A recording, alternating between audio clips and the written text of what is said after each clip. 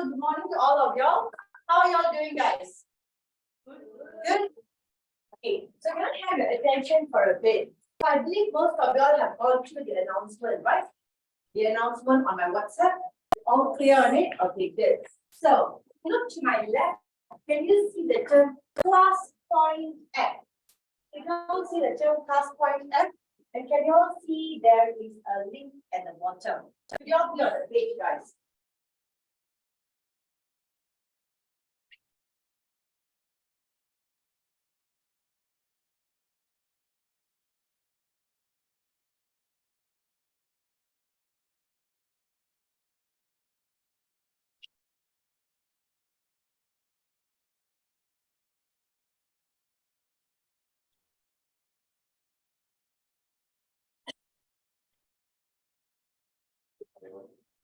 Just bear with me for a second. I'm going to use, I'm no longer going to use this PowerPoint. We're going to have this class point, so it will be much more interactive. But just bear with me a second. There's a code. Is there a code that you have to insert? I am best. The word I am, not AM, I just M will do and then best. And now you have to insert your name. When you insert your name, you're able to see my PowerPoint slide. Is that a yes? Yes, do you want full name or just Just your name, please. That's for your attendance purpose. The reason I'm doing this is for interaction, and later when you're doing an activity, when you submit, I'm able to give you all the engagement marks accordingly. There are some tasks that might be individual, some might be group tasks. So are we all on this page? Okay.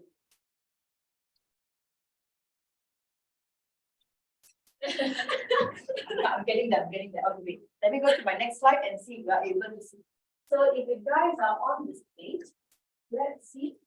What did you see now? your name. My name? Yeah, your name and My name and like the slides. it's something that can be downloaded, like, is it? No, you don't have to do it. Can we pause recording for a bit? Wait.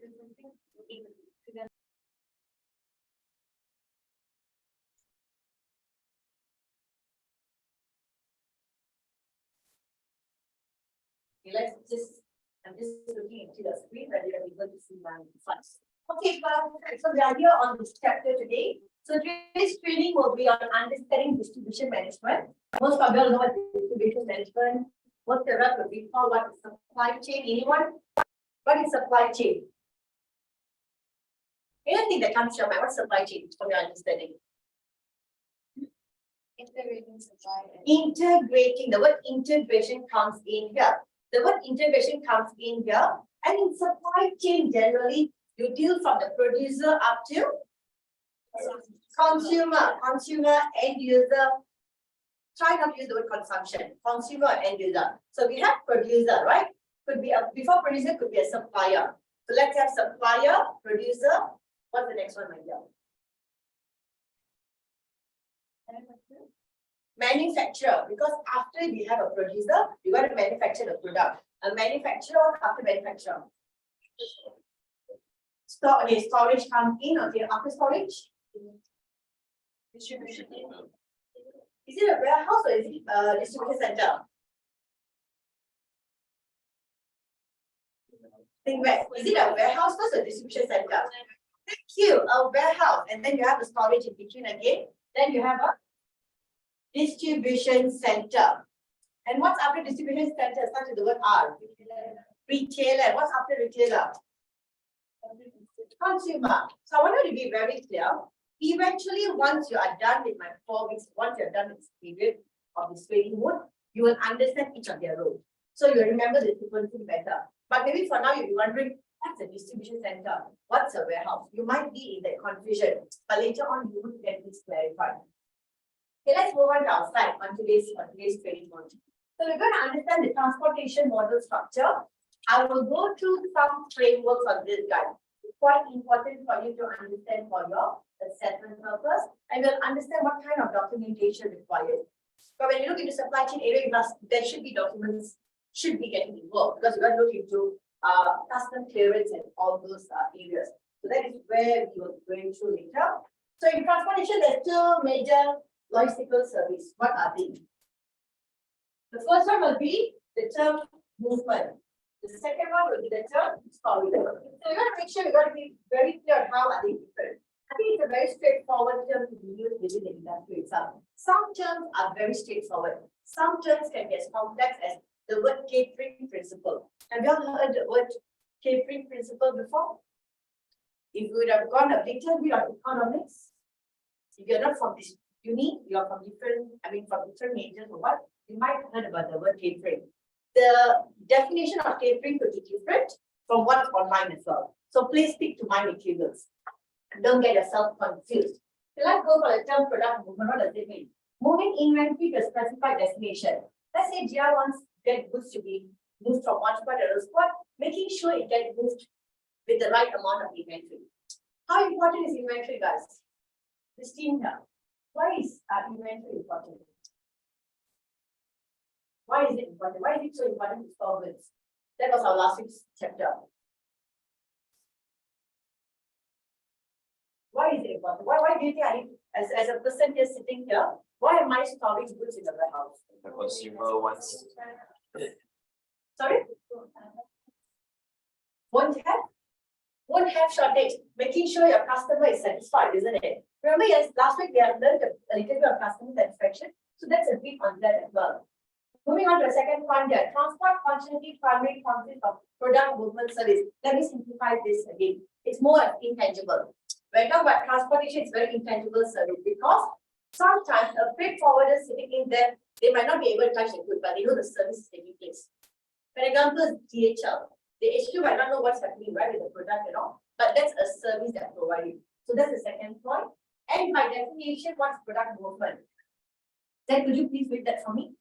Whether in the form of materials, components, work in process, or finished goods, the basic value provided by transportation is to move inventory to specified destinations. Okay, simplified version, making sure goods are moved. That's it. That is what movement is all about. And what does it consume? So this movement, this transportation movement consumes three main bits, guys. The first one, time, financial, environmental resource. Let's start from the bottom bit in terms of environmental resource. So it could be direct or indirect because one thing that you need to understand, transportation is all about sustainability, right?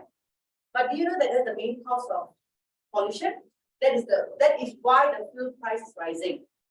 They want to minimize it, but it's going to be so difficult because we rely on import and export so much.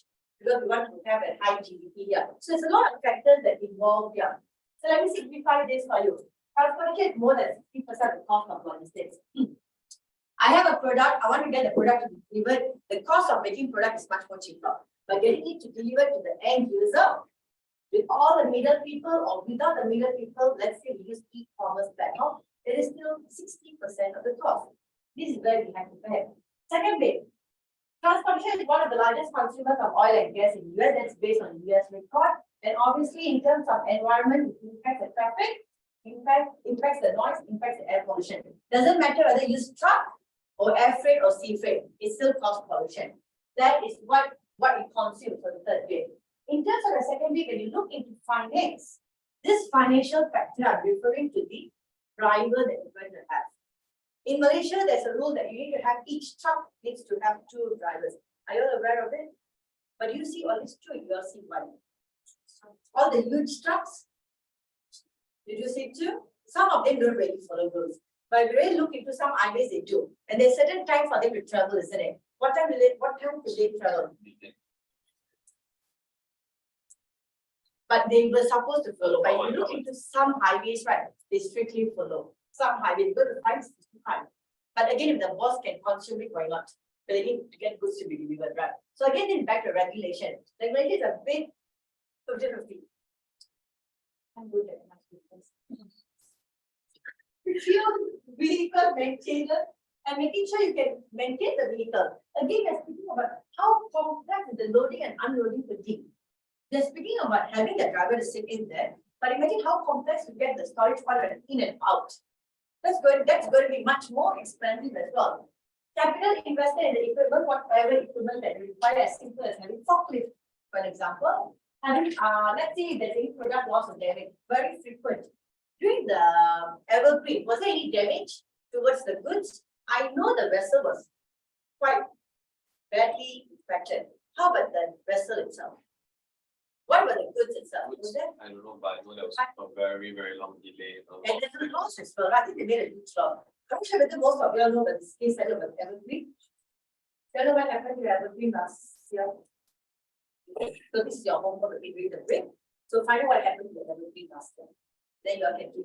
Sorry, my dear. It's supposed to be up. It's supposed to be up. Or the break is supposed to be an update of what we're supposed to cover during this round. That's a short break. Come on, you have the time for that. And okay, that's the second is financial. And what other thing consume the time itself. You try to reduce the transit inventory to minimum. So what do I mean here is that as much you want to go point A to point B. Remember the distribution centers, the warehouses we have got. We want to minimize that. The lesser time we unload and load back, you can minimize it. That means it's better. That means it's better. Moving on to my next slide. Okay, product storage, guys. We have gone through product movement, right? And now product storage. What does it mean again? It functions as storage service of products while in a vehicle. It's very common back in Aussie. You do see trucks sitting in there where the goods are in the truck. Why do you think they are not renting a warehouse? Anyone has an idea? Cost. Because of cost. Why do you think, as a transport manager, I decided to chuck my goods in the vehicle and not unload and keep in a warehouse? Saving time. Okay, now let's go for this team. Thank you, good effort. Lack of manpower. In Aussie, lack of manpower. You already pay money for a truck and the truck has space where you want to pay for more money for another. One way to analyze, there's no right or wrong answer. This team, why? Why you don't you want to chuck in the warehouse? That might cause damage, very good point. Food. Cost of delivery. Faster delivery, that could be also a good answer. I think all of you have a clear understanding here. Is the management's role. If you want to store it in a vehicle, it's going to cost, that's correct. But imagine the equipment that you need to unload and load. If you're going to have every single time you're going to have an equipment and forklift to be rented or to be used, that's going to cost you more. So it's depending how fast as well. If it's going to be just a day, why not? But in Aussie, it's very, very frequent. The reason is because distance. Too big from the north to the south. But they have to travel. They can't be spending much on sea freight because it's going to take longer, or they can't not go sea freight. Whenever I see them in matter of wood. But that's why that's one way for me to remember you. Where was it? Okay. So it's not that sea freight. Air freight is going to cost a lot. So they might as well switch to trucks. But again, the speed limit in Aussie, it's not even making sense. Can you imagine? As low as 40. Obviously, I get fined, right? How from Malaysia? How are we supposed to drive at 40 kilometers? And just a slope. I can never do that, but maybe just after 6-7 years, you tend to practice it. Obviously, you can't do that here. So that's talking about transportation in terms of the Australian environment. Another bit here. Products can be stored in vehicle at origin or destination. Doesn't matter point A or point B, any place. In Malaysia, there's a requirement, you need certain kind of licensing for you to do that. You can't just store a vehicle by goods, just chucking it there. That's a big no-no. And you must pay rental charges on vehicle used for storage. Again, that's not a transportation company. Again, if you're using a third party or fourth party, then you're going to be, that's a cost that you incur when you're storing the goods. One last point is diversion occurs when a shipment destination is changed after a product in transit. Let's say supposed to go to Aussie to China. But it's not supposed to be in China, it's supposed to go to Malaysia. That's going to cost a lot. Because you want to store the goods in air freight. Imagine storing goods in, let's say, in the sea freight goods. Let's say you're using a vessel. In the sea, it's much more cheaper. But if you think about storing it in the airport, it's going to cost you more. Every weight or the weight of the goods and every hour, every extra minute of hour is going to cost you more. So you want to minimize that. So this is where the operation teams play an important role to cross-check the documents. Two fundamental transport principles. What have I done so far, guys? Product movement and product storage. very simple terms for you to understand the basic point. One step further, understanding the principles, economy of scale and distance. I want you to look into your screen now. All look on your screen. What do you understand by the term of economy of scale? So, short answer, right?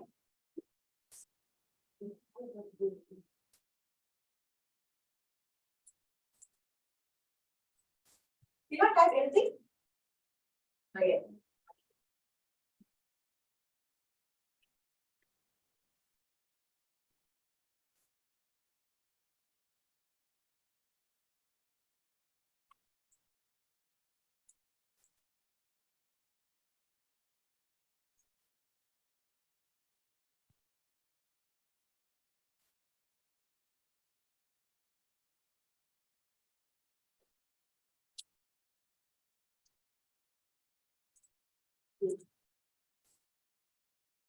How can you respond?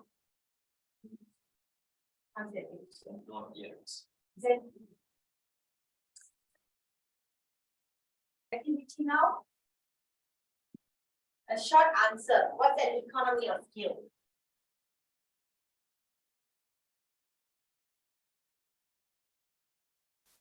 Yeah, what's some nice music?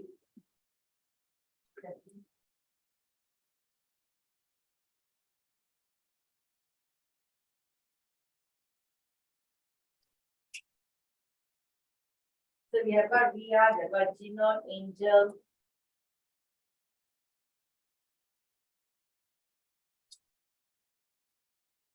Yes, that's good.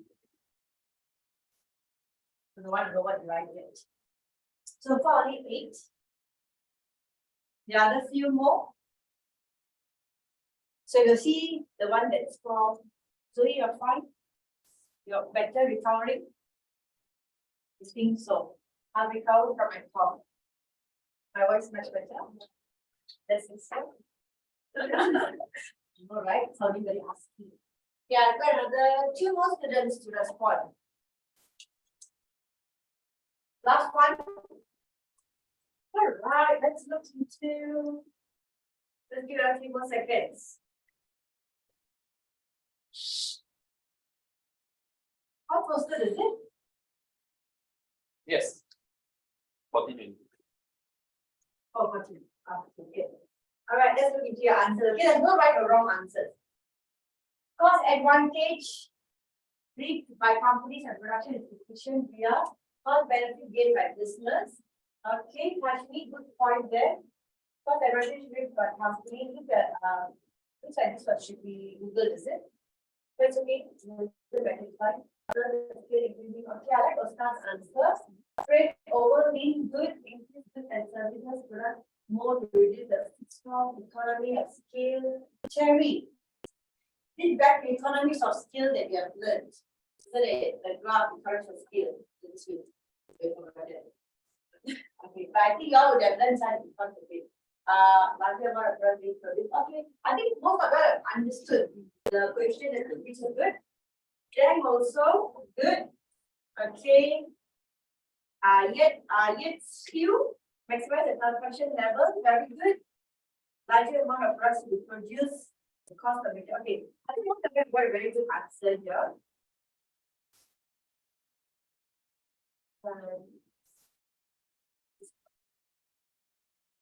Okay, so what do we mean actually? When we look at the economies of scale, from the transportation point of view, guys, I am referring to cost unit weight increase as size of shipment increase. That means the more shipments you have, it's not just having 2 portions of one bag, small bag. We have more of this, your cost eventually goes down. That is economies of scale in transportation principle. So in terms of managerial, what does it imply? What does it depend on? Small loads. Let's say if I've got, remember I told you, let's say if I've got like 2 or 3 parcels. I used the word consolidate last week. I told you that we're going to learn this term more later on. But today, let me just introduce what consolidation. Let's say I have got like small packages. As small as maybe I have like 10 small packages. I combine it together. And all these 10 can be from 10 different customers, but wants to go to one location where Jiwan is from. Let's say you want to go Port Klang. Let's say for an example. So all these 10, because the suppliers are getting to one location, are combined together and load it and get it delivered. And what takes place at this point? We have to unconsolidate again. That is where you will learn all these terms eventually when you get into the other few sections. But for now, you need to understand small loads combined together, get it loaded, get it set, delivered. That is product movement, and that is one way to maximize economies of scale. And what is the explanation of this? Don't have to memorize. Understand it is much more important here. The cost, what is the cost increasing when there's so many loads you might be wondering? The reason is because the fixed cost of the carrier, let's say air freight or sea freight, is now allocated over a larger weight. Last time, the same fixed cost 10,000 is only for one package. The same now 10,000 is going for 10 different suppliers. Isn't it going to be much more cheaper for each one of them? The cost saving in a way, that is how you're going to look at. Are you guys following on this? Okay, the cost is decreasing and more cheaper. That's all you need to understand. Economy of distance here. Again, the same thing back. Cost per unit weight decreases as your distance increases. The further you go, the cost is much more lower. We make assumption from here to JB is much more expensive instead of traveling from here to Penang, is it?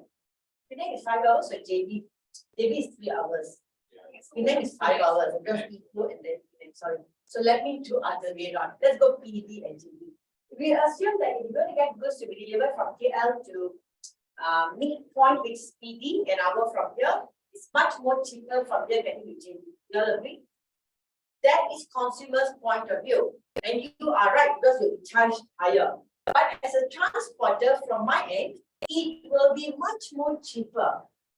We are going to use the same, I'll explain to you what, okay? Let me explain to you using this. The further the distance, means the longer the distance, it will allow the same fixed cost that we're referring to, because fuel and everything is very much variable cost.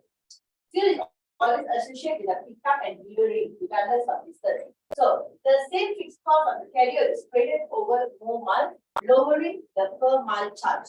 You will get a smaller rate in terms of the fuel. The cheaper rate for your fuel as you go further. Because you're spending so much more on fuel, so we get good discount from the supplier now. So what am I trying to highlight here is that when you do something in bulk, when you go further the distance, you get cheaper rate. Don't see yourself as a consumer. See yourself as a transporter. The bigger your project, the more lower your cost is going to be per unit.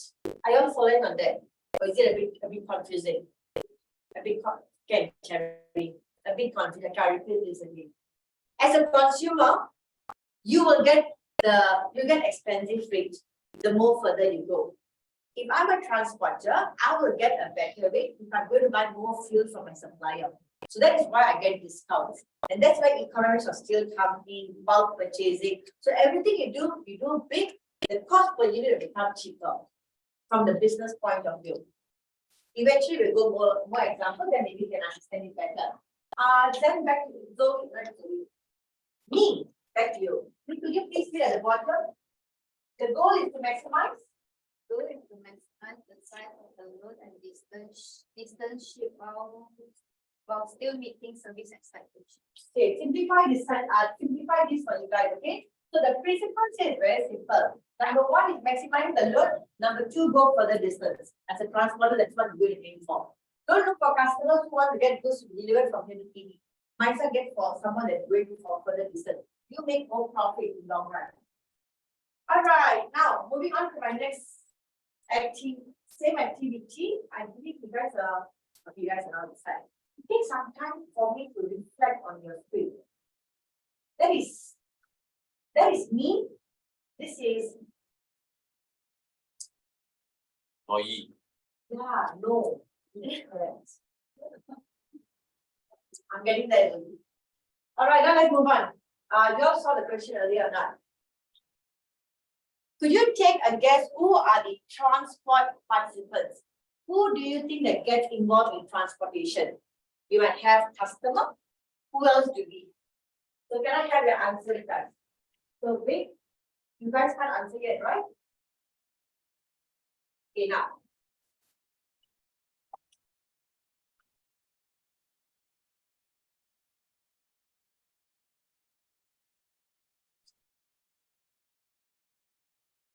From an end, they don't play your own music.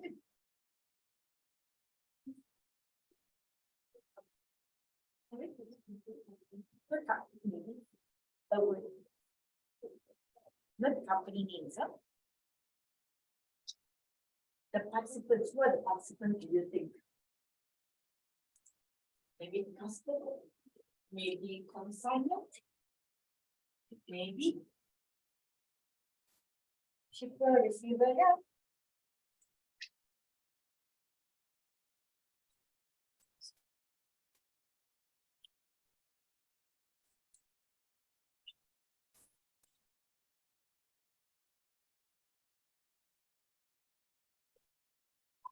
How's it going? Maybe. I'm just thinking out of the box. It's okay. You want to vote, why not? So 11 participants responded. Can I have the other two, please? Quick, guys. This one, right, is activity the same. All right. Two more. Who is the two that have not submitted your answer? Make sure you submit the answer. One more participant. Can I have your answer?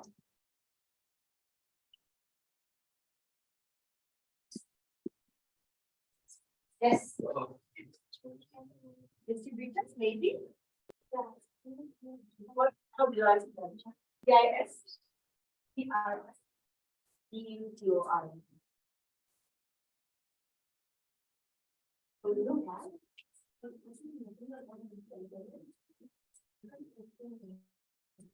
Chicken word. Again, another one.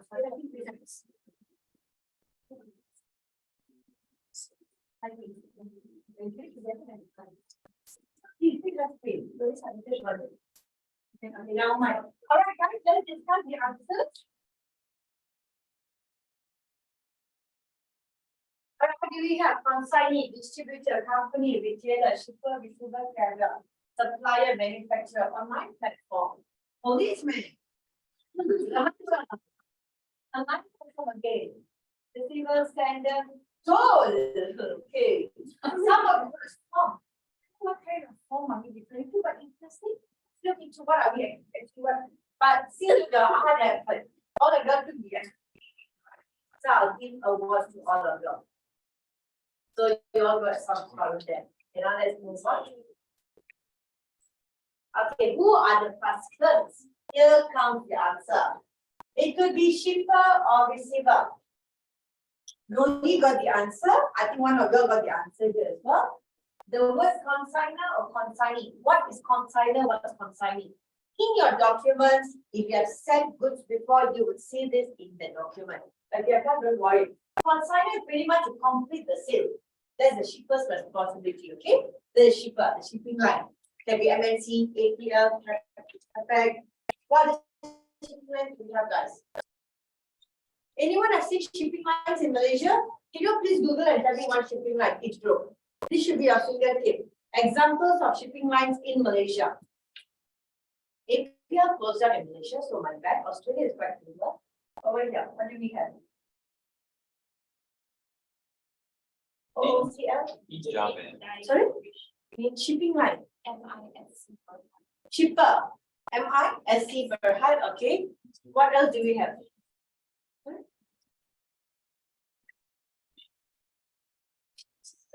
Example of shipping lines. Means shipping That's line. not logic, not maybe sea freight, maybe shipping line. How do you have Google just now? What is shipping? Okay, shipping lines are the one that sea freight, the one the boat that you're talking about, those vessels. That is shipping Which lines. company has all Example, these trades?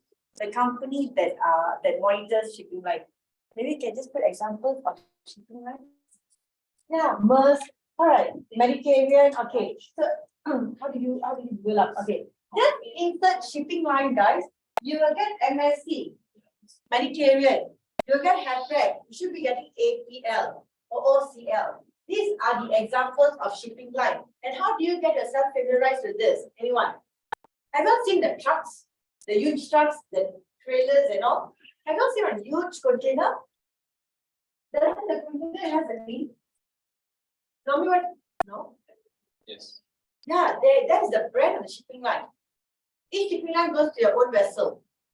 Some of it load together, depending, okay? But maybe that's not right for me to say that each vessel has got their own shipping line. That might not be the right word. Because normally you see nowadays it's always a combination already. Okay, coming back to this, that's shipper. And now receiver can be the consignee who purchase the transaction. That could be the consumers. And now carrier and agent, I think Noli got the word agent as well. So let me simplify this for you guys. We got a shipper who sits in there to get goods loaded and unloaded in terms of container. That's only shipping line. This agent, the freight forwarder, will sit in the office and will get all the documentation from the person who wants to go from point A to point B. I receive the documents and the freight forwarder. I cross-check, I provide the quotation, I speak to my transporter to make sure all this arrangement is taking place. At the same time, what's my role? I deal with the custom clearance as well. So I speak to the broker. Maybe I should write this down. So you'll see that how many people, supply chain is a very good thing. You're not going to deal with one or two people. So, can you see your card? Are you able to see? It's the thing. Do I have the other one there?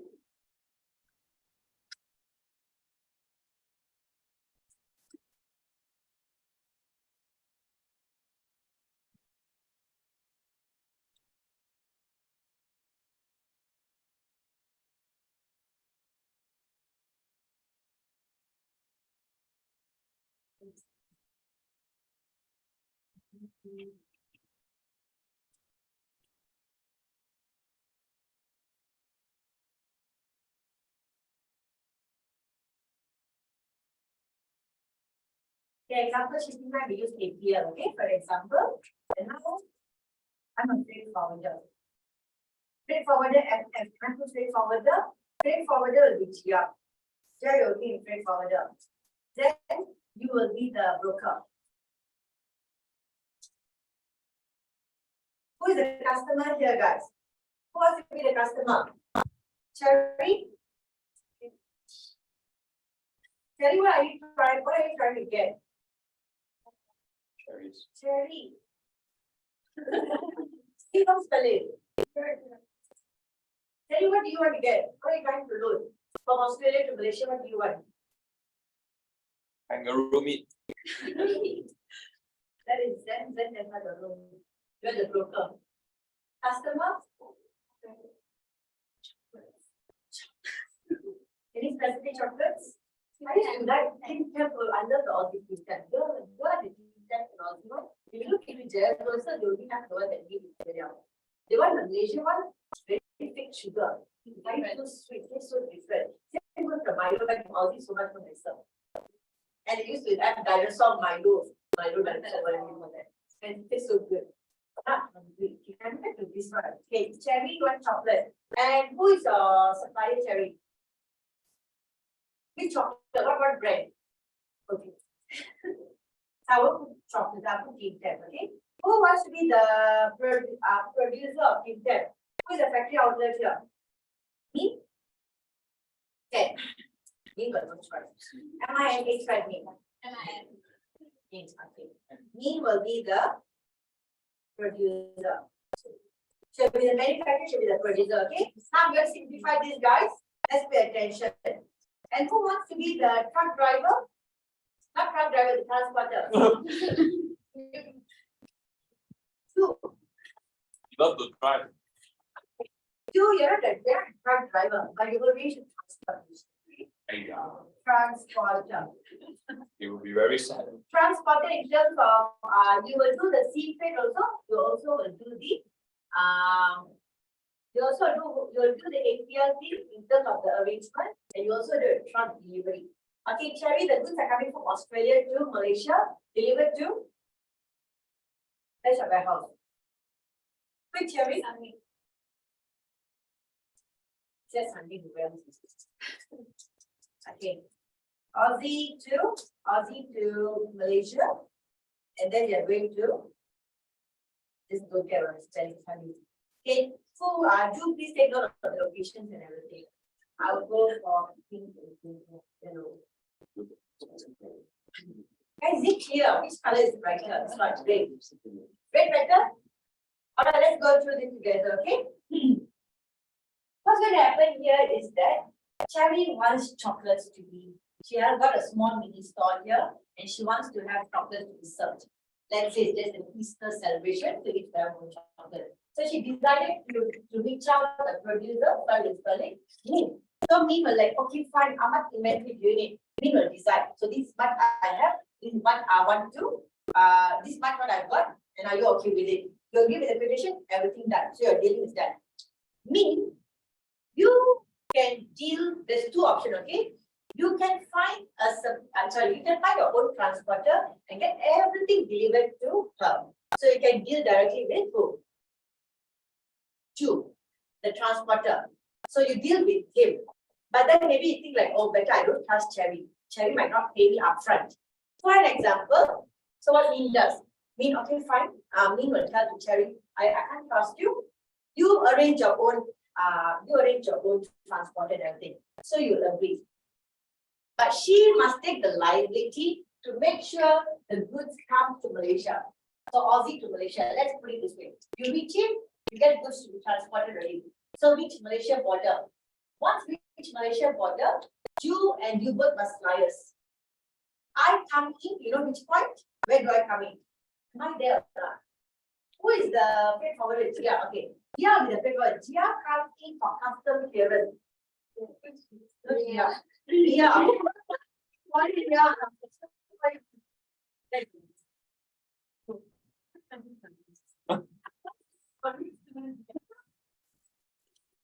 Then Mark, coming back to the point.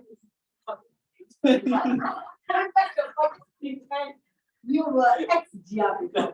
Okay. Okay. Where did you come from time? Gia? Yeah. Okay. Okay, you do like great. I love it. Sorry, in the E.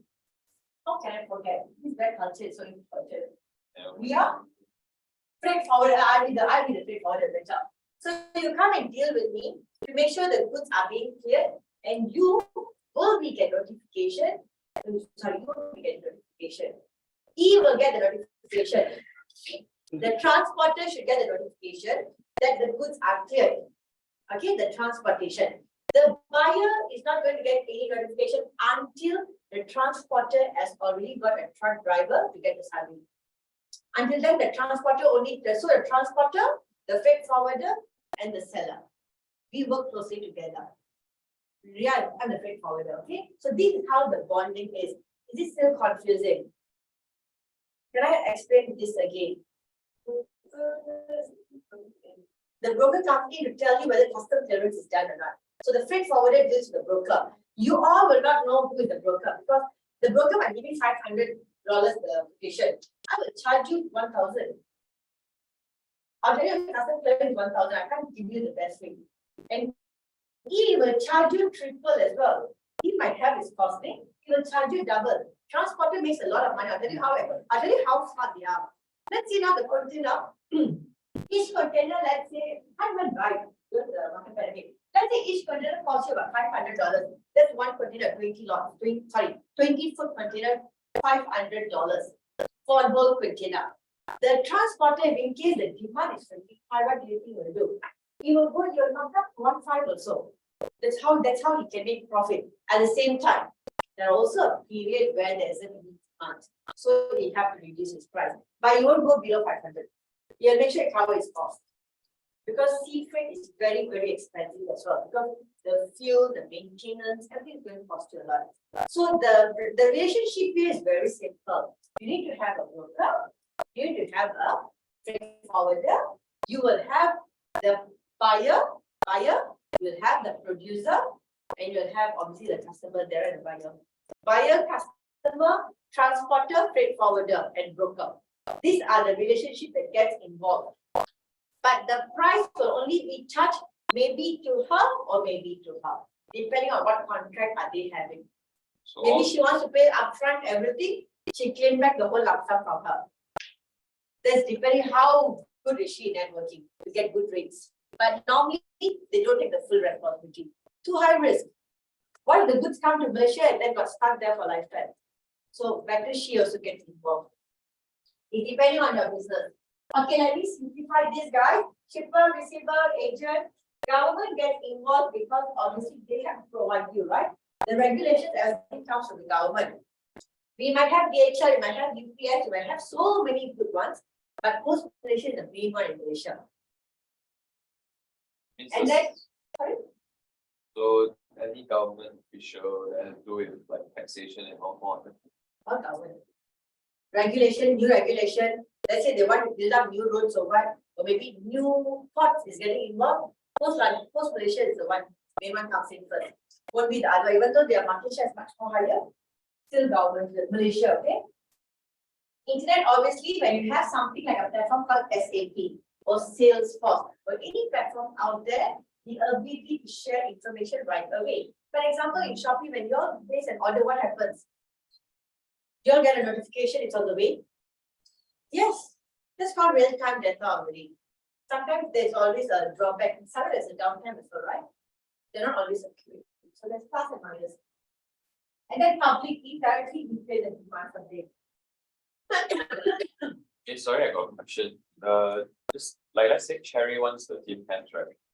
Because Cherry's she's doing a F&B business style and she wants to sell chocolates on this day.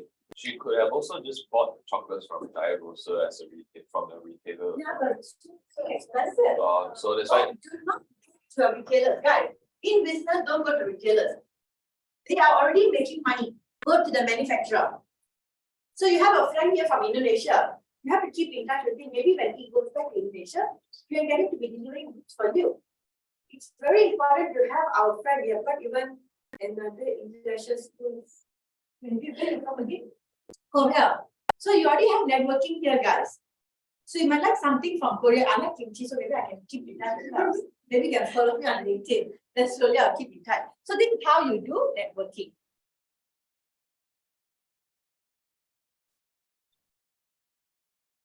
And then moving on to the next slide. As we Deal with anything that has to do with regulations. because they deal with the customs, they deal with the custom officer. Like trading also. Yeah. That's trading. Okay. It's two different broker meetings. Yeah, definitely. That broker is like your accountancy broker, right? That's like buying shares and all. I'm talking from the perspective that I receive documents from my freight forwarder. I'll look upon everything and I'm going to check for custom clearance. So custom clearance is a custom. Every country has their own custom. So you got to make sure you follow all the regulation. So it's not about trading perspective right here. So we can like skip freight forwarder and transport agent, just deal with the broker. No, the broker doesn't want to deal with you. The broker doesn't want Must money. deal with freight forwarder. You get a freight forwarder. But you can skip transporter. You can tell, okay, fine, let the goods come after custom clearance. I will collect my own goods by myself. The small parcel, what do you need a transporter? It won't charge you, right? Okay. Are we much more clearer here? Standard. Okay, eventually we'll have more images and more so that you understand it better. Okay, let's move on to one activity, guys. Yeah.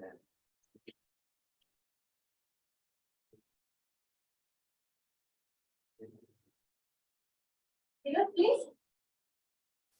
No.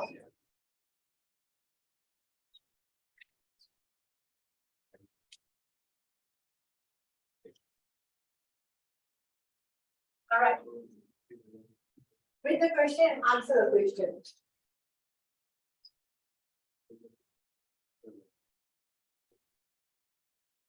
Which of these are transportation modes?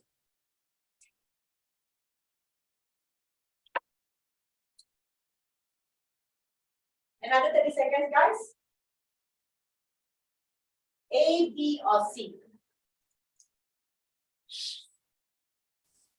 Is it C? Or Z might be B? This answer purposely is come from me. Right? Yeah. Because the first thing I say both I got disturbed. Because it's when my uncle is a captain. He travels a lot. And if I tell him that you are driving a boat, he'll be very upset. After all the adventures that he got right, and then we tell him that vessel cost you a lot. You should understand, you know, when you go for cruise, you know how expensive it is. So that's the way it costs you a lot. You know, Okay. experience. 49. Sorry? You know, experience to Definitely. Same. All the weather, I think the risk, the depression comes together. It's quite depressing, their lifetime, but their money is very good. So moving on from there, let's get back to this point. See, supposed to be airfreight, sea freight, should be pipeline, should be trucks, should be railways. These are the 5 transportation modes. So let me repeat. Oscar, will you repeat all the 5 for me? Whichever they remember. Quick.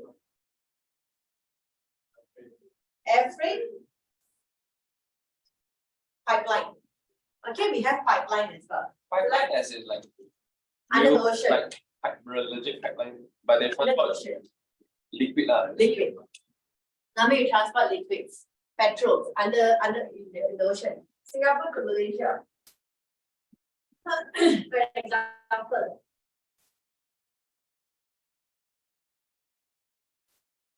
And information transfer part of transportation. Information. You know, there's carbon fiber optic wires in the sea, because they also transporting information. The stack considered. Pipeline. Let's go for liquid and gases to stop there. Don't go further. You confuse me and confuse the whole world there. Okay, let's take a break. Which is We'll take a short break, guys.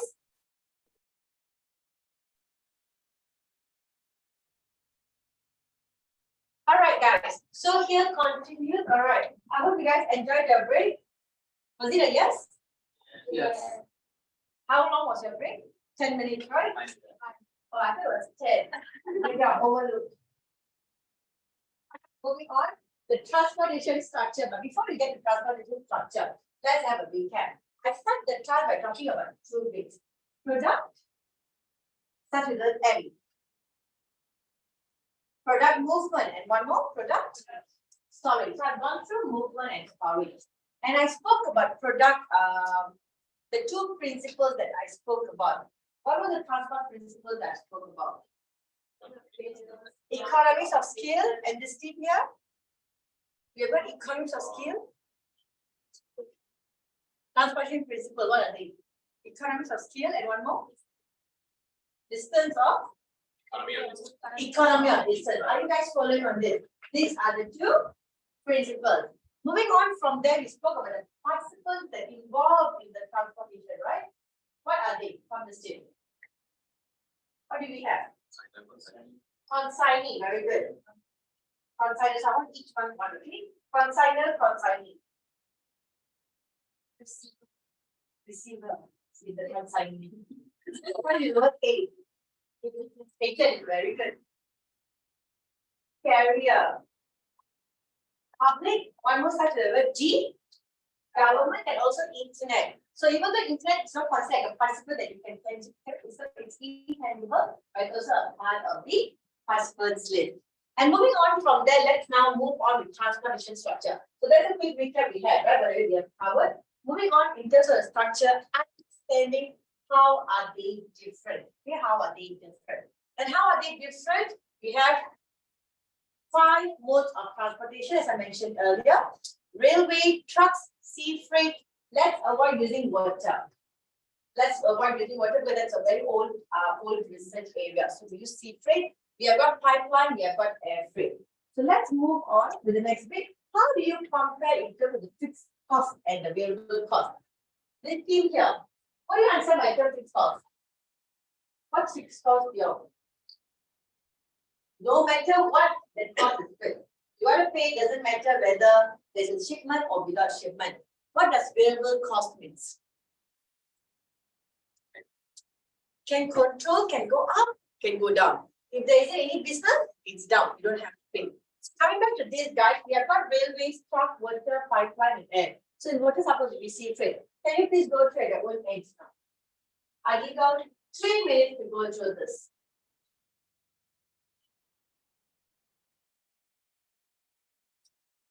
Can go up, can go down.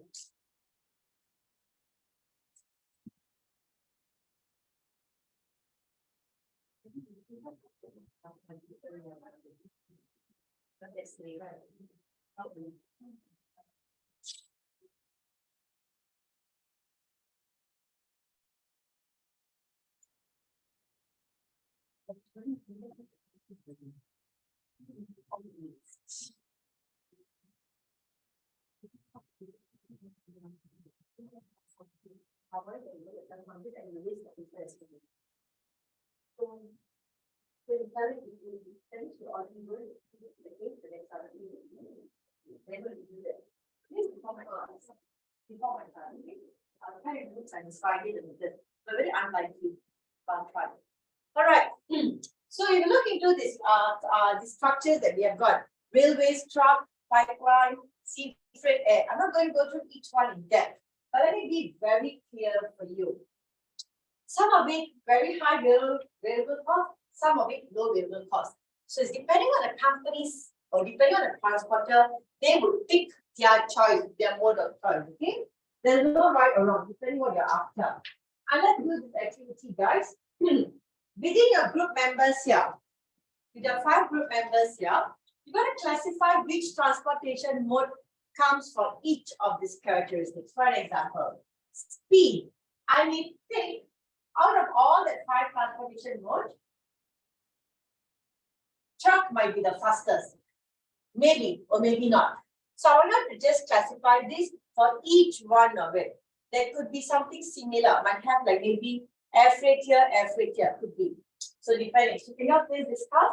I will take this for 10 minutes, 5 to 10 minutes. Can you make a decision now and we teach us how to get out?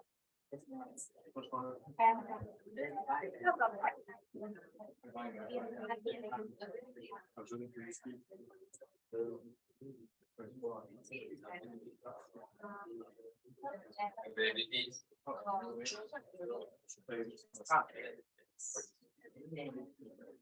Oh.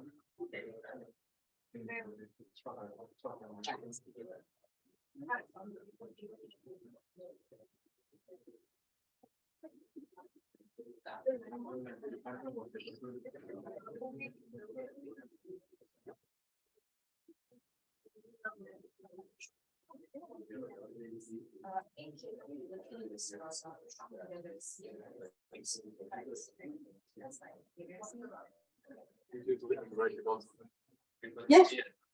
So you guys are going to read the answers. In a piece of paper, you just bring your laptop, you have to just scribble somewhere. Let's discuss it. Couple more minutes, guys. Each one has got one more transportation. And each one. For the speed,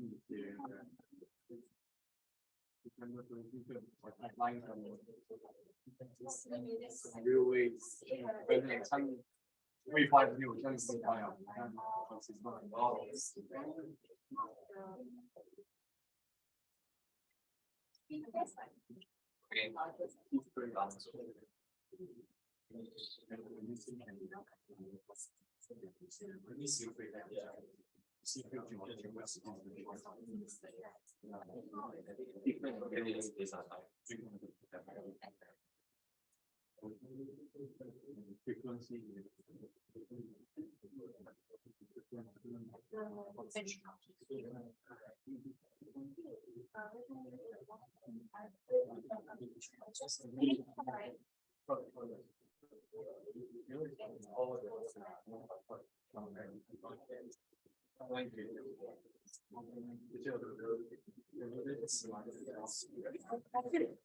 It is applied as well for all the moves.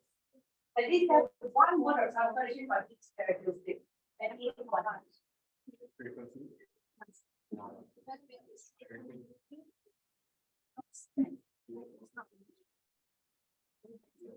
Last 1 minute, guys.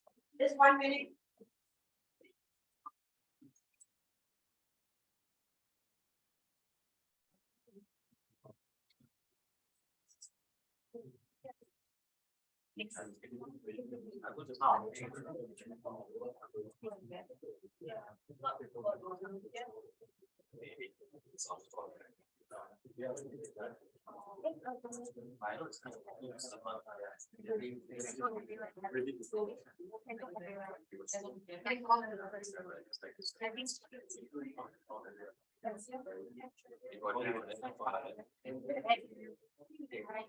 Like,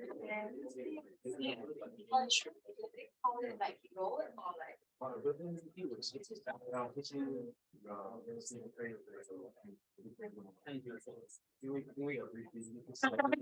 Use the word base. Sub. Anytime like that, so very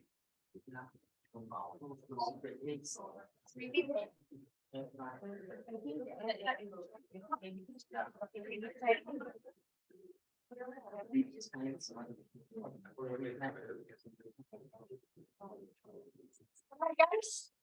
Alright, let's discuss this together. Then Steve, can I have your answer from the first to the fifth? Yes. Speed, the fastest one is air freight. Next. The most available one is trucks because it's so accessible.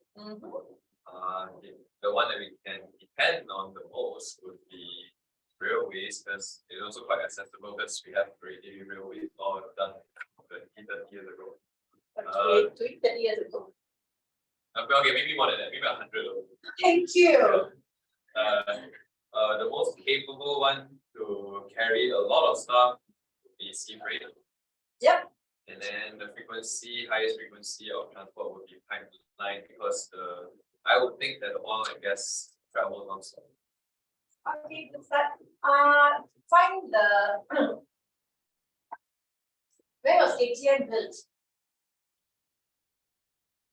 Only Z, yeah, ATM. Because then say only 30 years ago. So I want to see which year the railways were there in Malaysia. So you have an understanding. You should be able to I can give it wrong. 1995. 95, are you kidding me? Oh, where are you? It was introduced to provide, look at it, providing railway service. But only like goods. Never read properly. Thank you. Okay, good start, guys. Can I have this team? What's your answer for capability and frequency? Capability. Sea freight? Frequency? You put trucks. Or frequency, what's the answer? Sea freight and truck. Dependability? Pipeline.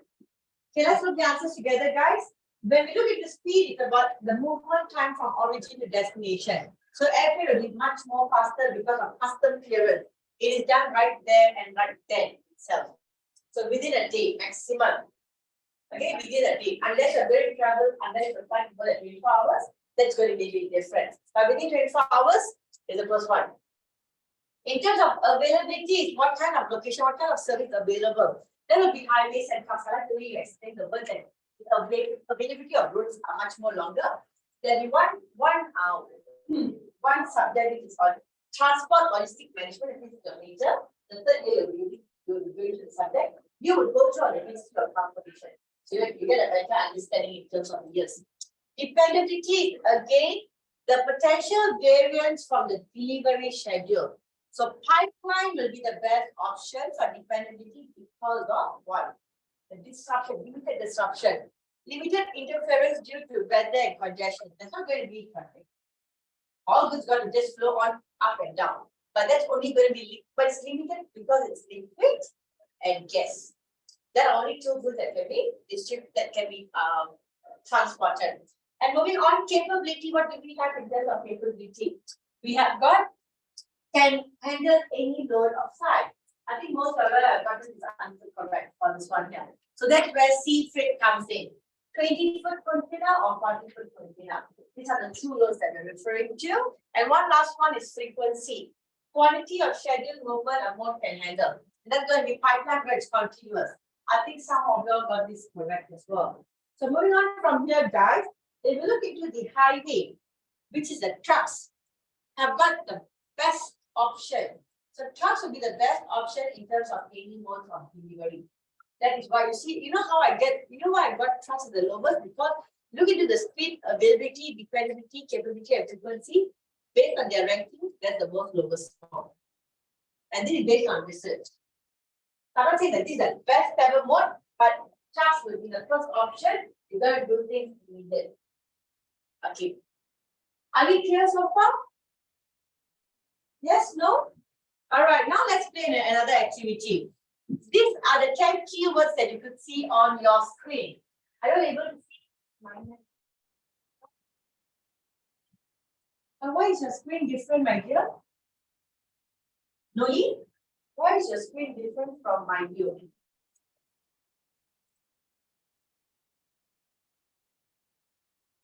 Still loading. Okay.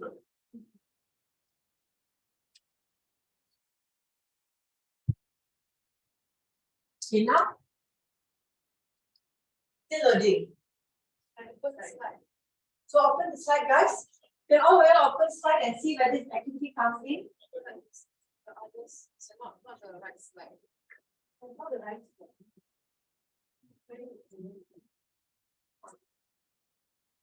Okay, can we do this again? And please confirm with me now. Okay, Loli, I think I Yes. can see. We're at the slide already.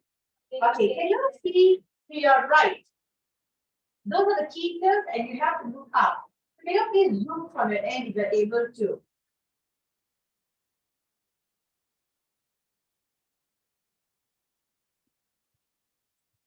Zoom from your end if you're able to and find these keywords. I can help you if you're unable to zoom.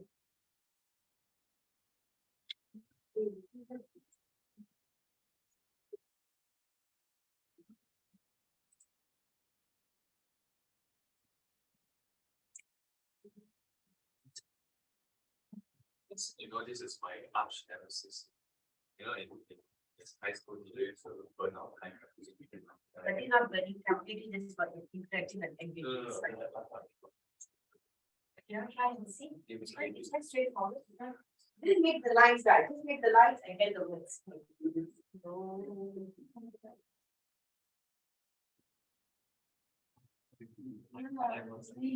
Don't worry about deleting a line. Just make the line one line that's enough.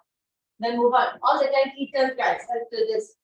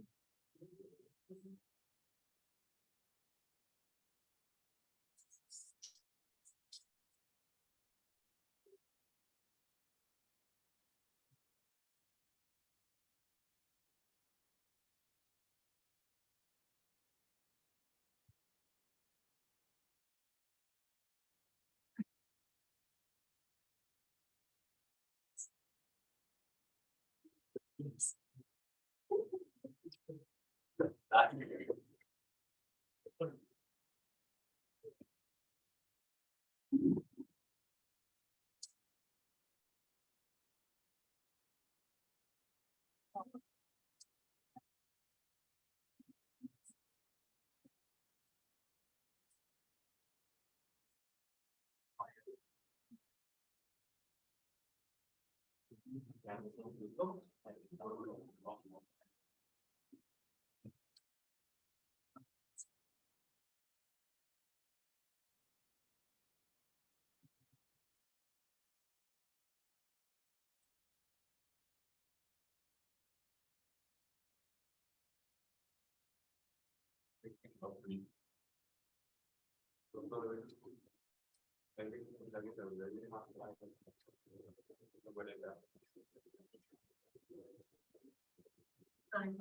bad.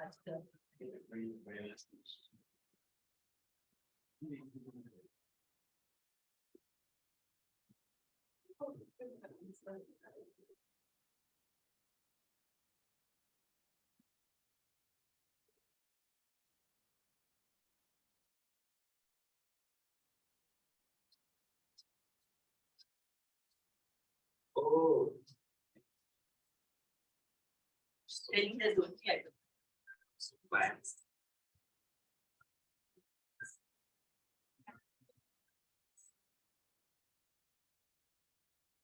If you are done, submit, guys. The top three submit one, the one the first submitted, you will get a star from me.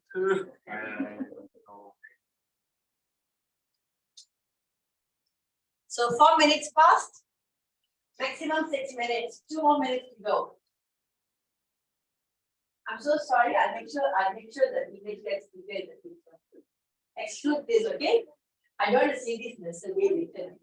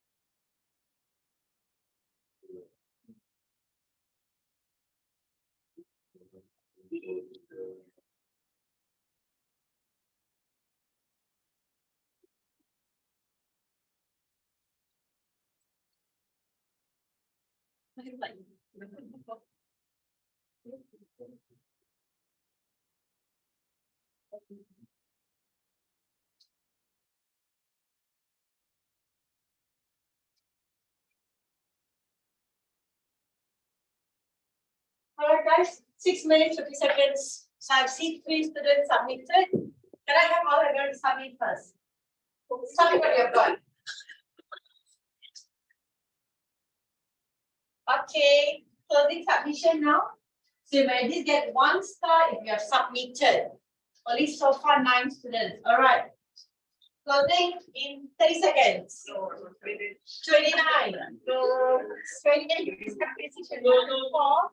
10, 9, 8, 7, 3, 2.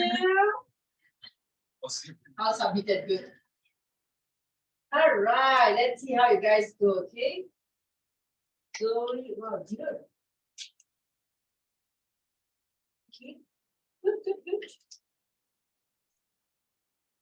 Okay, so I'm just giving tasks for just the top 3, right? For all the effort and SIC, at least 5. 5. So minimum at least 5 were already. So I'm going to give award to all of them.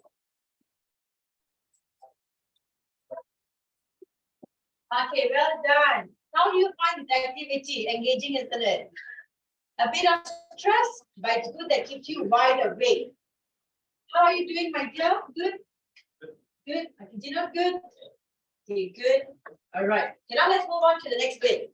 Transportation service is achieved by combining these modes. And I say combination, then you're fine. Combination of modes. And we're looking at the first one. Traditional carriers is the first bit. So you can read for me the first one right now. Traditional carriers are firms that provide service using only one of the competing transport modes. Example, trucking firm or an airline. Thank you. So let's see again. The factory owner, the buyer. If he decides to just get delivered at the air freight, let's say only one transportation mode. The flight from Melbourne to Malaysia will stop. That is what traditional carrier. You don't have more than one transportation mode, that means there is no integration. You don't deal with anyone else, okay? You just pick up your own, you pick up your own goals. The second one, Oscar, could you read the second bit? Louder, my dear. Package solution uses literal models transportation to handle small shipment or parcel deliver services. UPS, direct or UPS. Thank you. So very much things like Shopee. When you get goods to be delivered, they use sea freight. How to getting it delivered to your doorstep using a driver, isn't it? That could be even a motorbike rider considered as a truck. That's considered as a packing delivery. Can't put a motorbike there. So pretty much that is what an intermodal transportation. More than one mode of transportation. Two or more can be considered as intermodal. Are we all clear in terms of intermodal? So from your understanding, what would you all prefer as a consumer? Intermodal or traditional? Because it's at your doorstep. What's the purpose for you to go there and collect it for yourself? Unless you want to. So that's definition of intermodal. And another thing, guys, in terms of intermodal, there's an advantage of economies here as well. Okay. So if we look into my third one here, why do they do intermodal? To take advantage of the inherent economies of each and provide an integrated service at a lower total cost. In terms when you use integrated, when you have integration, that means you are also making sure the condition is lower. Because you're going to get a proper service in a lower rate. Because there's so many shipping lines. They may have 5 shipping lines, correct? Yes, APL, what do we have this now? Mediterranean, MSC, APAC, let's say, you have all these 4 and you find the best quotation and get the lowest rate. And that is why you can get the lowest cost as a transporter. And one last one, can I have Ashini? Ashini, right? Yes, my dear, last one, please. Non-operating intermediary includes several business types that do not own or operate equipment, acts as broker, freight holders, and shipper associations. Okay, thank you. So when we talk about 3PL, third party, fourth party, or if we were non-operating, that means they may not have the service, they might not even have a forklift today, but they are the immediate person, the intermediate, not immediate. Intermediate person that sits in the office and they will be there using their phone call and to get everything integrated. They could be the broker that deals very closely with customs clearance. They may be the freight forwarder or RIA and the freight forwarder, or they could be even the shippers association. I'll give you examples of this in my next slide. So you get an understanding what would the freight forwarder, what would the shipper association, what does the broker mean? Can you please go through at your own end, guys? I'll give you all 1 minute to go through this. Let's just highlight the keywords, okay?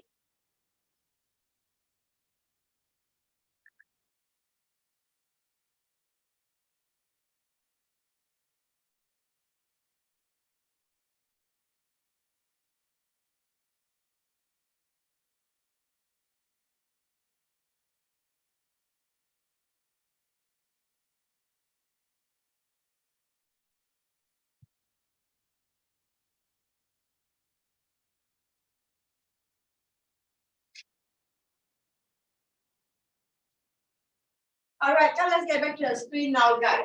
When we look into freight forwarder, as I mentioned earlier, the keyword here. As a freight forwarder, even I can get involved because I would have 5 suppliers here with me. Maybe I would know that these 5 going to one destination because there'll be a lot of people will be like Cherry here, wants to get goods coming from another country. Maybe I want to deal with people from you. I might have like 5 people reaching me out. So I can consolidate all the 5 and get it delivered. And you might not know that I'm consolidating the goods as well. You might not know. There's no need for you to know. That's why your goods are being delivered, isn't it? So that's how it saves cost for me. Because I'm getting all 5 together to be delivered. But the price as a consumer, you pay higher price. That's how I make profit. Do you all see the business street at the back? Do you all see the business street there or still there? Or still trying to digest? And so as a freight forwarder at the end also you are the one that will be the one to unconsolidate. Yeah. But not me personally, but I'll get my team to do it somewhere. Whichever port they are. As I mentioned, one of the port in China, Shenzhen, one of the top spot when it comes to consolidate or unconsolidate. They never go wrong. They never ever go wrong. That 6 to 8 years out, they don't know once. Which is under consolidated or the other or the It's not going to be hard. It's pretty simple. They put everything a package together. Each of it got their own bill of lading. And then when I unconsolidate, I'll know who goes to what. It's not difficult as that. They have a technology process. helps. Yeah, they have a process, but it's still a manual job. I wouldn't say a machine would be there to autonomously. Not going to be easy. It's scary too. Sometimes some things can go wrong. They're not that advanced yet. Maybe in the future. Shippers Association on the other end is pretty much groups of shippers who employ an agent to consolidate purchases and shipment for them. This association is just a body. They sit in there and they get someone to do the job. And you see that something like counsel, call them consultants here, right? The tax consultant or account consultant, they don't know what they're doing. They will provide you verbally. They might not know the hands-on practice here. And one last one is broker. Brokers is pretty much coordinate transportation. You see, guys, broker can also do a freight forwarder's job. They do the arrangement for the shipper, for the consignee, for the carrier, and operate a commission basis. Brokers don't have a basic pay.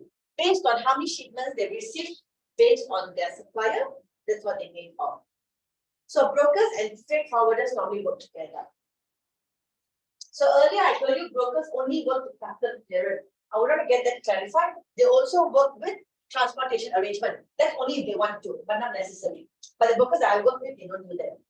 They only do customs clearance job. Freight forwarders do the arrangements. Can my dear? Say what is my fault? Am I missing out something? Okay, moving on. The next slide. These videos can watch at your end. I'll pass on the videos for now. And in terms of optimal balance between low cost and high service, when we look into transportation, we have to understand the costing. The cost, as I mentioned before, is the fuel cost. What's the fuel cost now, guys? Gone up or gone down? A few cents up, right? Whenever there's an election, you realize it goes down. Not by this Buddha is 1 cent. There's good election is coming. So they want to show that they're doing something right. But that's just the way of thinking. Coming back to the second point, environmental cost of carbon footprint. Remember, I did mention the word reverse logistics before. Last week, I did mention the word reverse logistics. No, I did, right? I did not going to talk much about it because that's very much more like a higher level of understanding of the concept of it. But reverse logistics was introduced due to pollution. Due to CSR activity, they have introduced reverse logistics. And moving on, I think the other bits, very straightforward. Recap. Okay, can this team here, the first team here, for speed, And air freight, very good. For availability, my dear, Zoe's team. Guys, availability. Trucks. You all agree? For dependability, all agree? For capability, very good. Sea freight. So one of the group got this wrong. And one last one, frequency. Very good. Okay, come and move on. The break I given you earlier, okay? Now, 7 economic drivers influence the transport rate. What are they? Distance, weight, density, stability, handling, liability, and market. So these are the 7 economic factors. 27. Are you okay for me to move on to the next part of it? Are you all sure? Or is it too much? Still can, right? Okay, good. All right, the first one, distance. And what is distance, guys? So these were the tapering principle comes in. Remember from the start of the class, I told you, I'll be introducing one framework, one keyword that's very important for you to understand. Because if you're going to get into this job scope, you will see this principle very frequent. So make sure you understand this principle, how it works. Okay, distance is a major influence on cost and why. When you look at the distance, it contributes directly to the variable What directly contributes to variable expenses would be labor, depending on how many labels you have for the day, the fuel that you need for the day, and the maintenance of the vehicle itself. That's a direct contribution to variable expense. So if you look into my graph here, guys, see my graph here, it is sloping upwards. Does it start with 0? It starts with the cost. There's already a cost there. That's what distance is on. And my second one, cost curve starts above 0 because fixed cost is associated with pickup and delivery regardless of distance. Regardless what distance, there will be a small P already stated. And that is where, for example, Grab, the minimum fee is $5, is it? Or $3. Fine. I used to not, last time we never have a pathway from this walk Sunday Robin. So I used to use a cab. The starting point is $5. So from a cycle, we take a cab. There's no pathway to walk or there's no shortcut to do. The only way for you to get there is to walk, like a manual walk on the route, or either you take a cab. So that's the starting point. So even then and then. However, the rate of cost decreases as your distance increases. The further you go, the cost will be much more better. This is where you get your discount from the transporter. If you tend to be very loyal to them, they give you a better rate. And eventually, it just stays stagnant, it doesn't go down, never go down. I would say that it just decreases, just stays stagnant. That is called capering principle. Are we clear on this? What would I want you to highlight on this is just one bit, which is understanding that it starts not from the 0, it starts from a cost. Because of the pickup and your delivery, regardless of the distance. The second factor that costs in terms of transportation cost is, what is it? Besides distance, what is it? Weight. But very slow. You have weight there. But you don't have weight there. Okay. So weight is the second major factor of most transportation cost here. Cost per pound decreases as your weight increases. Weight is at the bottom. The cost is always the cost or the price always in your y-axis. Would be your weight of load. How heavy is it? The more weight, the carrier literally will be much more fuller, isn't it? So your cost per pound is going to go down. So as a transporter, I'll be happy to see my load is full. I'll be happy to see that I'm going to make more money. The relationship starts again for the next vehicle load. Small loads should be consolidated into large load to maximize the scale of economy. Again, consolidation takes place to make sure that you can achieve it in terms of economies of scale. Otherwise, there is no way to get here. The third bit is density. Are you guys on density slide? Is that a yes? Yes. Okay, good. What is density, guys? It's a combination of weight and volume. Can I have Zen to read this for me, the first bit? What is volume? Volume is important because vehicles are typically constrained more by cubic capacity than by weight loaded. Okay, thank you. Cubic capacity and the weight loaded. So making sure the volume within the carton, within the box is there. Not just one small item that takes up the whole weight. Cost per unit of weight declines as product density increases again. So every time you see the cost will be a top, the bottom bit will be whatever factor that we're looking at. Higher density products allow fixed transport costs to be spread over more weight. Again, back to the principles that we learned earlier, the two principles. Economy of scale and moving on to my next slide, guys. Stowability. It's another just a few more slides, just bear with me. We'll do an activity in a bit. In terms of stowability, I'm trying to explain to you that this one way of looking at pallets where you can store your goods. Fragile items, eggs, glasses, anything that can be easily broken will be using stowability. Usually we'll be using this pallets.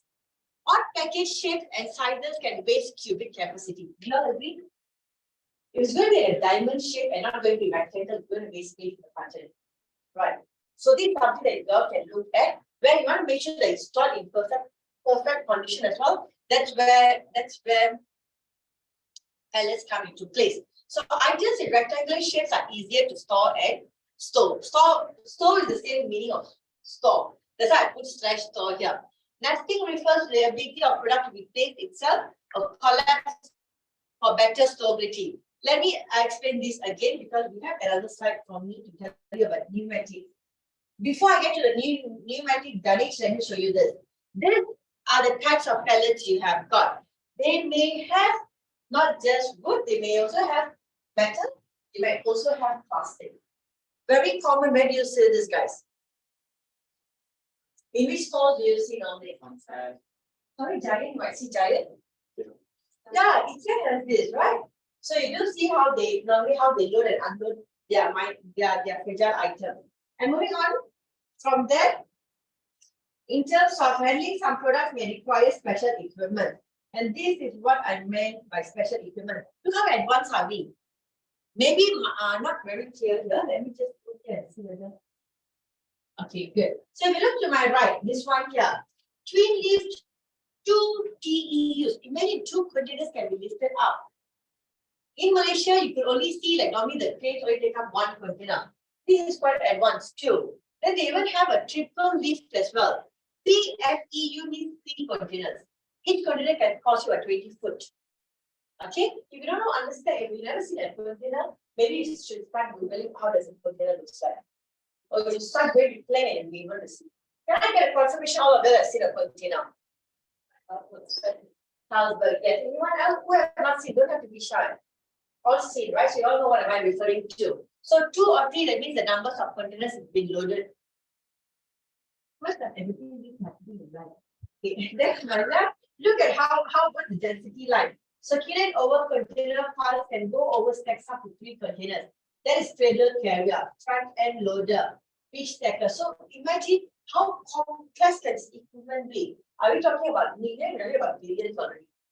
The equipment can cost you a lot. Okay. So what am I trying to highlight here is that we're trying to load or unload goods, especially sea freight. This complex it could get to, and that's why they make a lot of money. And also a bit of a skill. The right hand side, automated vehicle, automated stacking, guys. Look at this, how automated. They might not have humans here. They might only have the driver, if had to, or maintenance purpose. Everything is autonomous. I used to have a short video of this. I couldn't find it, but let me see. So just one more thing, guys. The ongoing automation of intermodal terminals. They're completely replacing the manually one.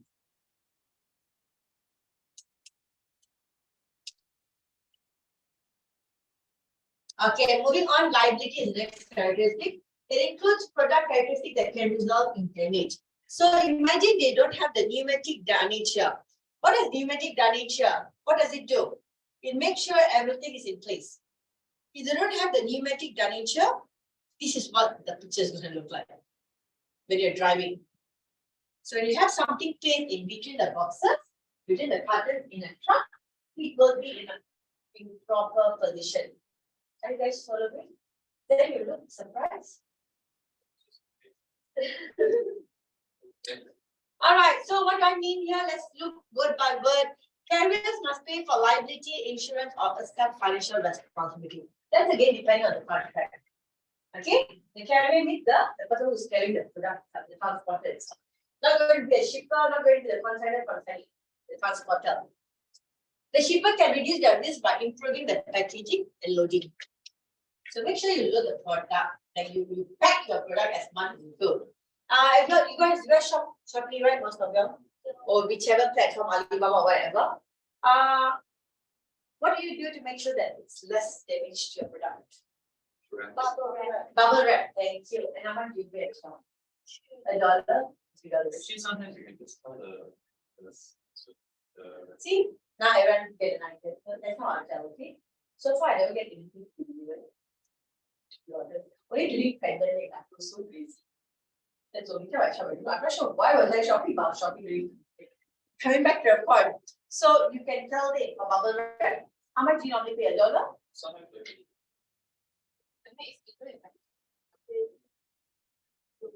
Roughly how much? So like last time when I sell things like that, I have to like package like the wrap and then like the plate and like all the packaging. Then we check extra like 1 or 2 units. So roughly about $1. You will see $40, okay? And okay, that's one way for you to. This is what pneumatic damage does. And one final factor that sorry, my bad. One final factor that we have got is market factors such as lane volume, balance, influence, transportation cost. Transport lane refers to movement between origin and destination points. So let's say JB, KL to JB, a goods being transported with a truck. It should not be emptied when returning back to KL. You should try to make sure you find something there where you can load and return it back to KL. Otherwise, it will be a wastage. So this is why it's so important to have internet, so you have real-time data, you can easily find the clients. So look at this guy. Carriers must find a backhoe, load, or vehicle. Otherwise, vehicle will be returned empty. So you want to avoid that. And the imbalance due to this can cause a high transportation cost. So not necessarily that if I go one point, the other point must provide me something. Maybe someone else can provide me on the bill, so it's fine. But get something on it. There should not be an empty backhoe when they're coming back to the coming back to the point of origin. Okay, that's. Is there a question?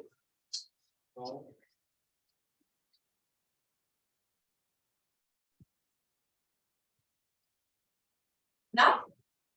Yes, what are the 7 economic drivers, right? What we have discussed.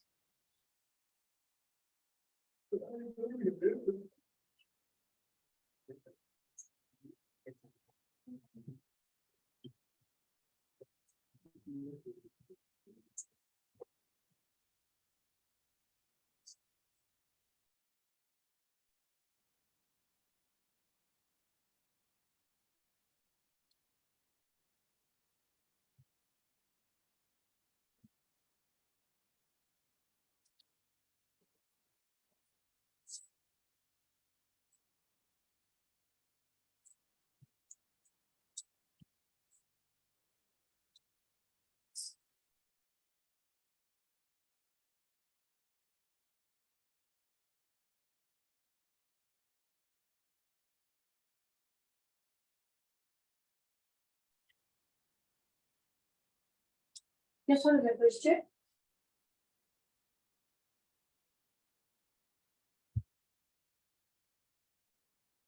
No, sorry. First, and then the word. Guys, type one word and then submit, and then please submit. Yeah, one by one. So 5 times you can submit. It's supposed to be one word, and then submit and submit. Are you guys still learning? Learn how to type in all the factors. So 7 factors what we have covered. Try not to refer to materials. See how much you remember. 2. Knowing how they going. 10. Just told you one word for everything. One word for everything, my dear. Good. Yes.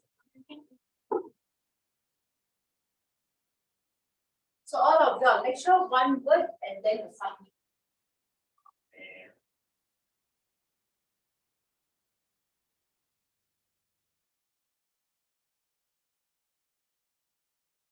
So I have all the 14 submitted, is it? Okay. We shall check.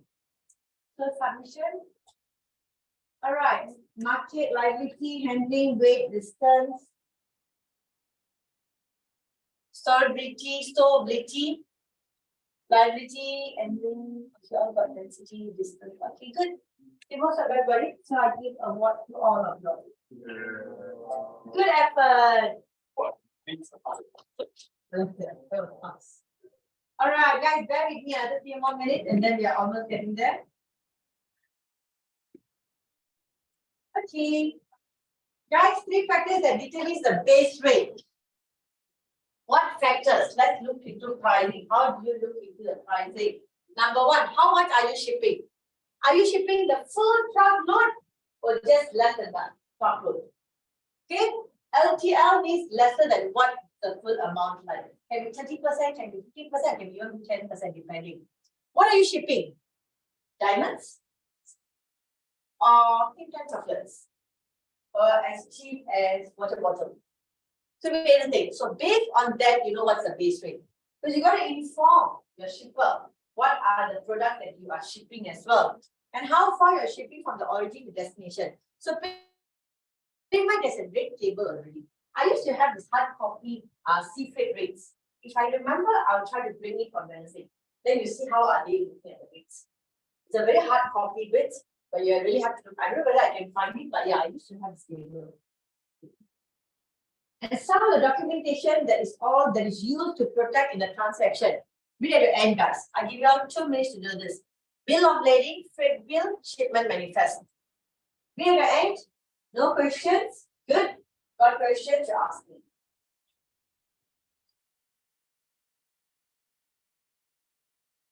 It's important for you to understand for your next chapter for the day. And may be important for your test as well.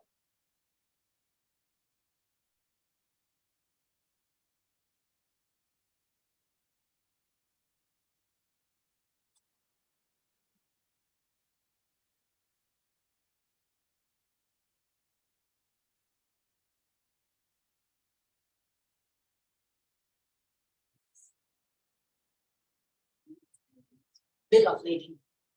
BOL means bill of lading. BOL. Bill?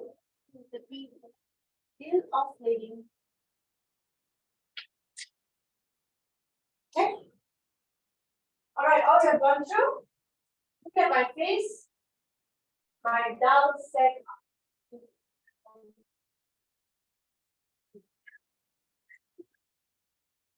Try to make your point. Bill of lading here.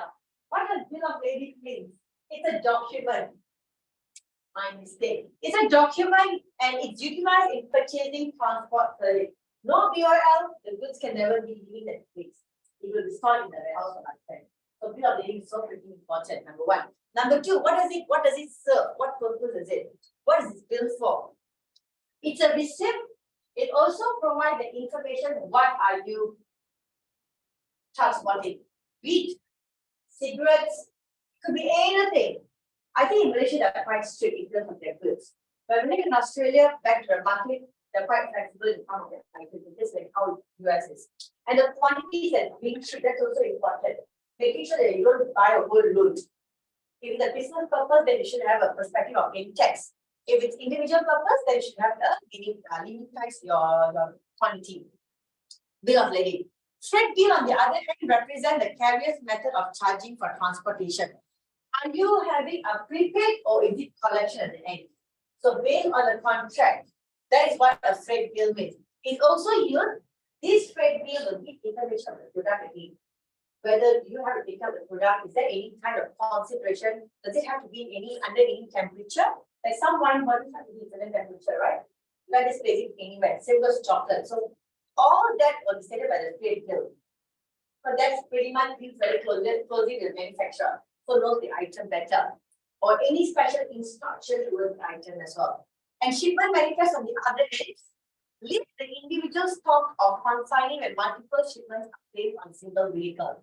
I'm going to explain this very simplified version.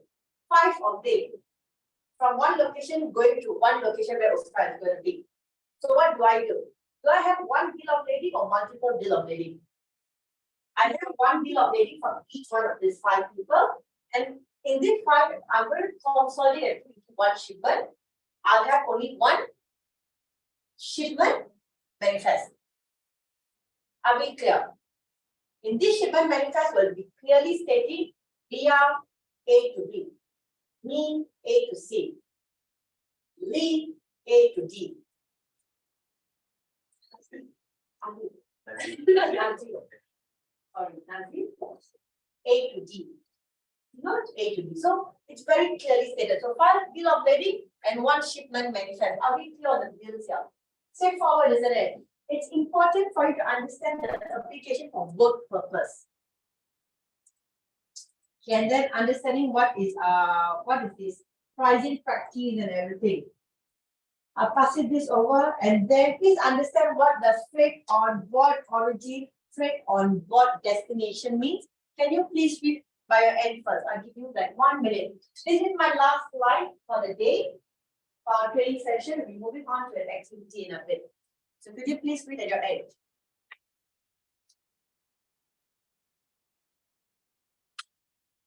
So the keywords are highlighted in blue and green.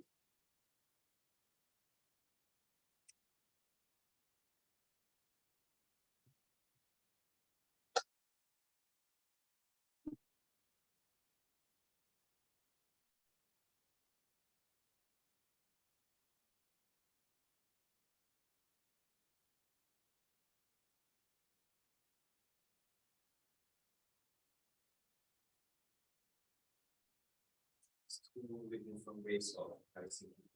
Alright.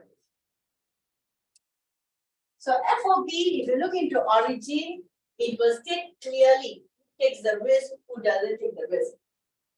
Seller will state the price at the point of origin, agrees to load the carrier, but assumes no further responsibility. I only load the carrier. I'm not taking any further responsibility. The buyer will tell the carrier which carrier I want, which mode of transportation I want. Can be intermodal, can be traditional. Do you remember what's intermodal, what's traditional? How are they different, guys? Traditional is only one mode of transportation. So you decide. You pay the transportation by yourself. You want income, you do it yourself. And you take the full risk. Transit, loss or damage, all your problem. That is FOB origin, full stop. FOB destination on other end, let's say Tashini wants to do something. Seller arrange for transportation and add charges to sales invoice. Everything is bundled and then you charge full lump sum. Title does not sell to the buyer until delivery is completed. That's very high risk, right? To me, the second option is very risky. But things can go haywire, especially in custom clearance. Sea freight custom clearance sometimes can be even up to 2 or 3 weeks. And what happens when the buyer waiting for the good will completely call you, will call the freight forward like 10,000 million times, no matter how much effort they're going to get food pissed off with you. And they might pick another freight forward the next one. It's so common between the network. All right, so this is where we end in terms of our slides. How are you all feeling, guys? Tired. Very good, very honest answer. Informative. Informative. How you are finding it?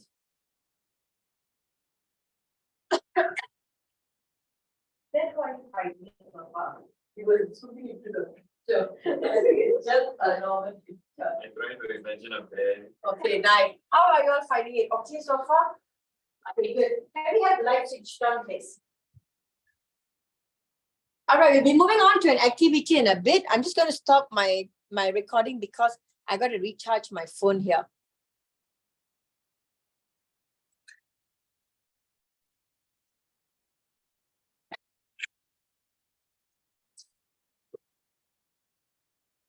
All right, so looking back into the assessment and what we have to do throughout this training session, the first bit will be assessment number 2. So you will be working with your team members here. So I can see you've got 5 members, and these are your 5 members. You're supposed to have one goal. If this student did not turn up, then only 4 of them are going to work together. Not the first one, okay? I think we should only have 4 to 5, that should be sufficient. Let's start with the assessment learning outcome. And where do you find materials, guys? Can you all please get to BU color break? Step number 1. Step number 2, assessment information. Step number 3, assessment 2. So you have to be on this page.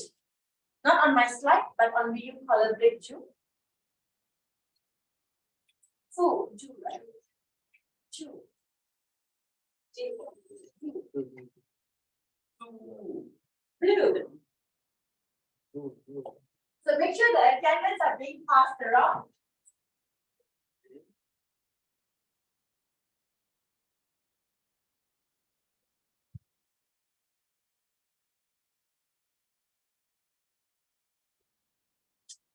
Yes, correct. So, there we go. Yeah. And then assessment 2. Are you all on this page? If yes, raise your hands. If you're on this page now, can you all please raise your hand? I need you all to be on this page. So you know what's going on the page? No? Okay. Learning space. Assessment information. Hold up. Number 2. All right, if you're on this page, guys, I want you to scroll down. But before we get to this, we have done the first page with me. How do you find it? The online quiz. Looks good? Happy? Happy. By given the best, right? I mean, I given what I should be answering to be here and there. Okay. Thanks for the attendance. I see all of y'all Everything, okay, good. Okay, let's go to the assessment details, guys. I'm going to read word by word, okay? We make sure each one of you are following me. So I'm going to sit there and read. All right, students, what are you required to do as a team? Deliver 10 minutes presentation. 10 minutes presentation based on the company that you would like to choose for your final assessment. And the purpose of this assessment is to demonstrate your ability to work. You can look into my screen here. Don't have to look into your screen, but I want to make sure you know where to find the figures. Deliver a class presentation on a case study based on a factory or site visit. So this is very much a conceptual paper. Conceptual means you pick a company and you do all your research with your laptop based on internet. So you have a friend here, 2 international students. So you don't have to pick a Malaysian company. Might want to use a company that comes from their country that's already well recognized, or an MNC company will do. But the company needs to be within supply chain area. The company needs to have a distribution center. Are you guys following? If they have a distribution center, most of the companies have it. But if they have it, pick it. Okay. Your unit learning outcomes, I'm not going to read 1 to 5. I think you guys are smart enough to read this. I'm going to skip this. The instructions. You stick with the same group. You're given 10 minutes to present this. In your presentation, what do you have to cover? Either raise your hands. Write in a piece of paper or write wherever you want to have. The first slide, I'm not going to repeat this. I wouldn't want to see an email on this, okay? Because you should remember. Instructions are given, you guys have to take it. First slide. What's your first slide usually? Before introduction. Cover page. Cover page, insert your team members' full name with their ID.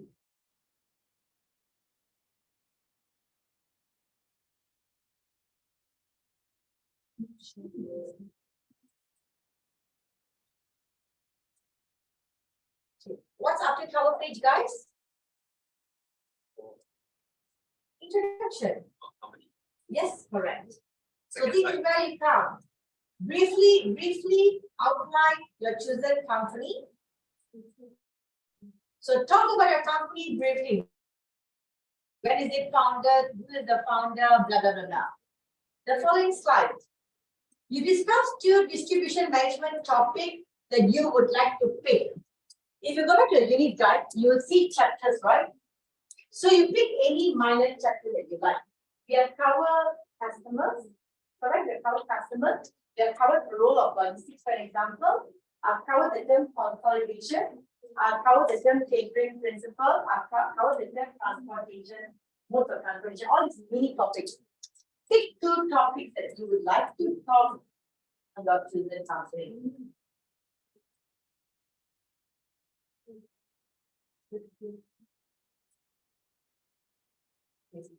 Here stated the presentation can be done by 1 person, but it should show the effort of group. I'm going to change this. Presentation is done by the whole group. You're given 10 minutes. How many members you have got?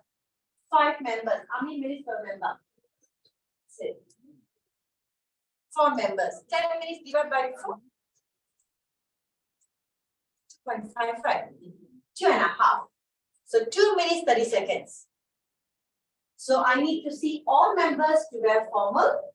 This is session 6, guys, on Thursday. Online mode. Online mode. So presentation will be done next week. Face to face. Thursday we do something else. So you're not presenting for me session 6. Will be on Monday. Okay. On formal attire, number 1. Number 2, what do you need? Is that formal attire? I need all of them to present. You're representing next month. Yes, That correct. means we physical. That means we formal. How formal is it? Is it formal? Is it formal? No, not to understand. Don't have wear blazer. Semi-formal will do, but no shorts, no skirts, no slippers. No sport shoes.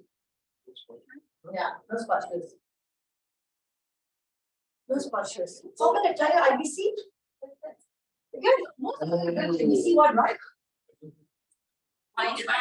Online. Now, you guys must invest in the time, guys. It's time to invest. I don't. Get it done. Have one long shirt, must have long food shirt. This for the future, for the next year, you must have Thomas Tire.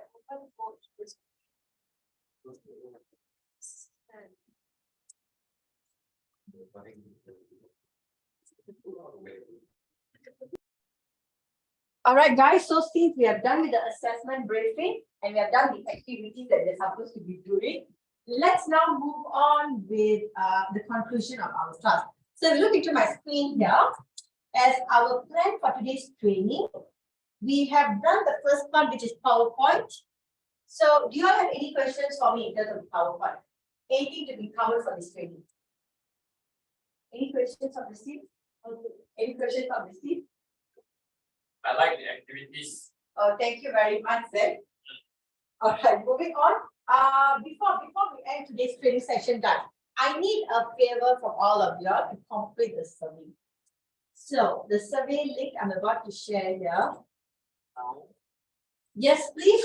It's just a 10-question survey. Can you all look into your Padlet? Your Padlet under announcement.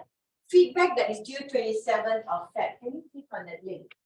Very simple questions for you to tell what's your feedback for today's training. From my end, I'm able to see all 14 that's submitted.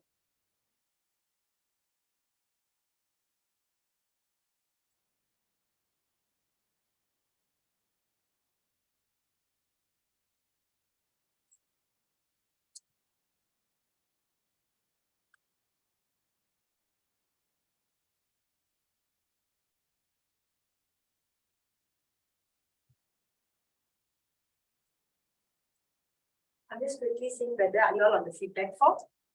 Thank you. Good. Guys, on the feedback form, able to find it?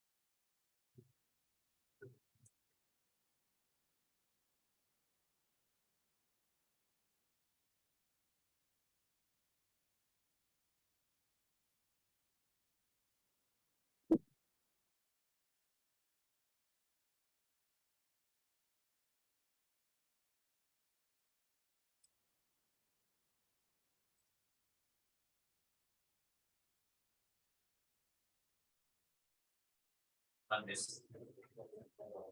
All right, so most of it are completed. So just to sum it up, guys. Today's topic was on distribution and transportation. All of them have got a good understanding here. There are some videos that we uploaded within the slide. So if you have the time, go through this video. And I believe that you guys will enjoy my training. So I do receive some feedback here already, 12 responses so far. So I'm going to just stop recording and thank you once again for attending my training.